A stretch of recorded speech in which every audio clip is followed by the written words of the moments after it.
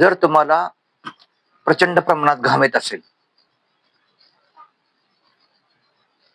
उन्हाळ्यामध्ये म्हणा किंवा इतर ऋतूमध्ये म्हणा, घाम येण्याचे प्रमाण जास्त असेल, तर अशा वेळी काय करायचं? घाम कमी येण्यासाठी काय करायचं? घामाची समस्या सोडण्यासाठी काय करायचं? तर घामाची समस्या कमी करण्यासाठी आंघोळीच्या पाण्यात एक छोटासा तुरटीचा तुकडा फिरवायचा किंवा एक चमचा तुरटीची पावडर आंघोळीच्या पाण्यात टाकायची. यामुळे काय होतं बघा, तुमच्या शरीराला जो घाम येणार आहे तो येणार नाही. दुसरी गोष्ट म्हटलं तर आंघोळीच्या कोमट पाण्यामध्ये एक चमचा बेकिंग सोडा टाकला आणि नंतर जर तुम्ही आंघोळ केली तर याचा फायदा काय होतो? तर शरीराची दुर्गंधी येत नाही आणि घाम कमी होण्यास मदत होते. 3, आंघोळीच्या पाण्यात थोडे गुलाब पाणी टाका आणि नंतर आंघोळ करा. बघा, तुम्हाला दिवसभर फ्रेश आणि ताजेतवाने वाटते आणि घामाचा त्रास कमी होतो. उन्हाळ्यात जास्त घाम येत असल्यास आणि शक्यतो येतो, उन्हाळ्यामध्ये घाम येतो, अशा वेळी आंघोळीसाठी वापरण्यात जाणारे पाणी थंड वापरावे. थोडक्यात काय, उन्हाळ्यात जर जास्त घाम येत असेल आंघोळीसाठी गरम पाण्याच्या ऐवजी थंड पाण्याचा वापर करा. थंड पाण्याने आंघोळ करा. यामुळे तुमचं शरीर आतूनही आणि बाहेरूनही थंड राहते आणि दिवसही फ्रेश जातो, मनाला शांती मिळते.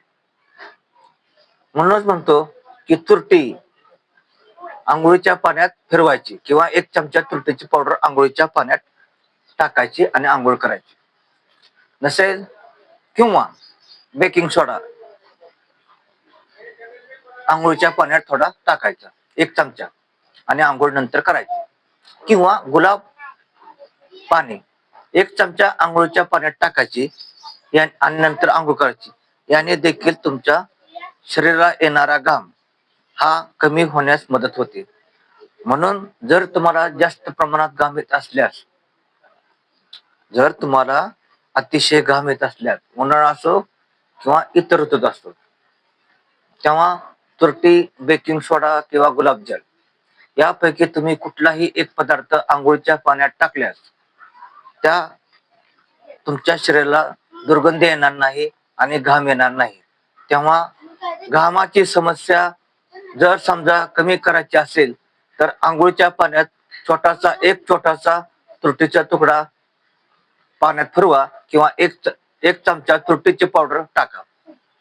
याने तुम्हाला जास्त घाम येणार नाही. तसेच आंघोळीच्या कोमट पाण्यात एक चमचा बेकिंग सोडा टाका आणि नंतर आंघोळ करा. याने काय फायदा होतो? तर शरीराची दुर्गंधी कमी होते, शिवाय घाम ही कमी येतो. किंवा आंघोळीच्या पाण्यात थोडे गुलाबजल टाकले आणि नंतर आंघोळ केली तर तुम्हाला दिवसभर ताजेतवाने वाटते, घामाचा त्रास कमी होतो आणि दुर्गंधी कमी होण्यास मदत होते.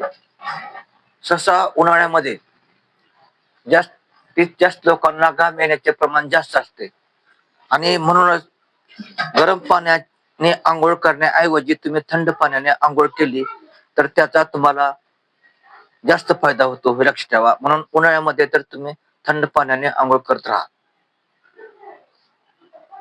याने देखील तुमच्या येणारा घाम हा कमी होतो आणि जास्त प्रमाणात घाम येत नाही. तेव्हा हा उपाय तुम्ही जरूर करा.